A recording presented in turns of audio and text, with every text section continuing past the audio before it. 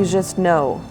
Very early you just have the feeling that this is something you want to do, and you look at things differently maybe than other people. You can work glass in very different ways.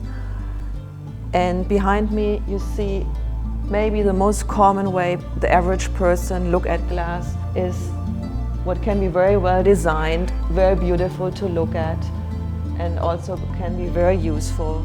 But on the side you see two examples of my pieces. My work, you have to get much closer to see what's going on. It's not the color what directly speaks to you, it's more the theme and the idea, what's important. I work with glass in 3 different ways. Here you see a pair of children's hands, and this is an example how I use glass in sculpture.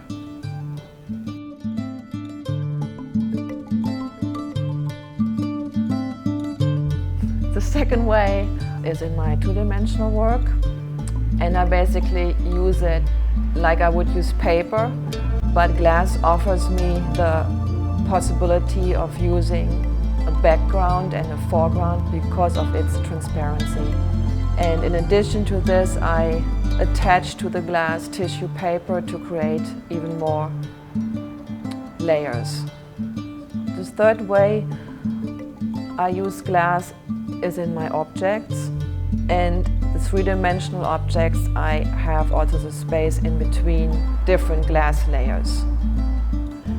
My inspirations, they come from a personal visual diary, and the objects I collect, they don't have to be necessarily a part of the piece at the end, but they do give me the comfort of finding a new story to translate into my work.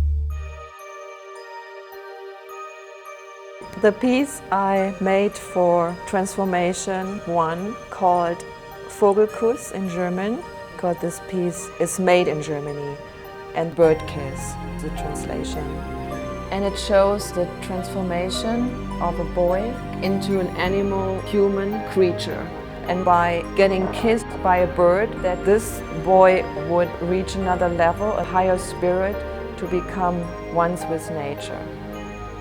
The 3 cylinders just show different stages of this transformation. I start from the inside and work my way to the outside. That's how these objects are built. Here you see actually an unfinished inside. This piece will be carved and engraved and painted, and then I will place this inside of a dome-shaped glass. And before I finally assemble the piece to a whole, the dome shape around this glass is also engraved inside and the outside and painted. So I already put several layers on this glass, and I think it's ready to cut out. So with this knife, I will cut along this line very hard, so to make sure you cut all the way through.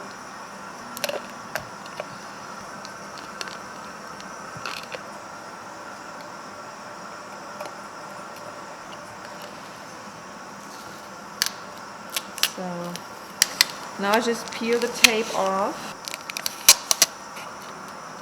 I think that's pretty much done. So now I pulled off the tape and exposed the negative space between the 2 figures. And with the sandblaster now I will focus the gun very close to the tape. And now let's go to the sandblaster. Put my piece inside.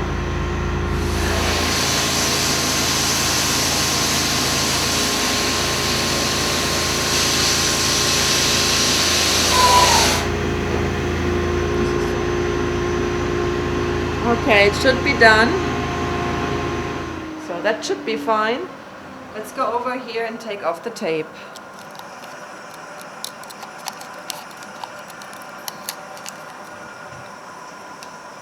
And it feels very good. That's the negative space I wanted to get rid of. And that's what I have left. In a lot of cases I recycle the negative space I cut out and use it as another layer of my objects.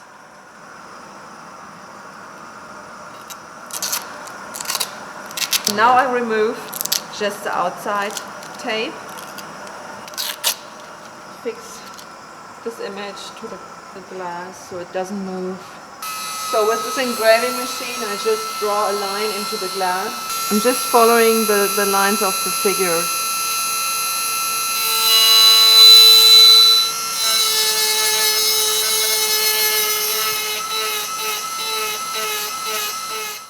By removing the picture, you see what I did to the glass. I engraved a fine line to capture the image of the figure. So the next step would be that I would do the same thing I did with the girl, I would do with the deer image. After engraving the line, I would use paint to push into the engraved areas. And then I use all kind of painting techniques. It's really a mixed media painting idea how I finish then the final piece. And I also add other materials than glass. 10 years ago, I made this piece, Birdkiss 2, for the Raphael Faunus Prize. 10 years later, I was during the Transformation 6, once again in the material glass. For me, it's surreal almost to be back, and it feels very, very strange on a good side to see your old pieces, be at the same time looking at all the new work from very young artists and also from some veteran artists, and that's very exciting.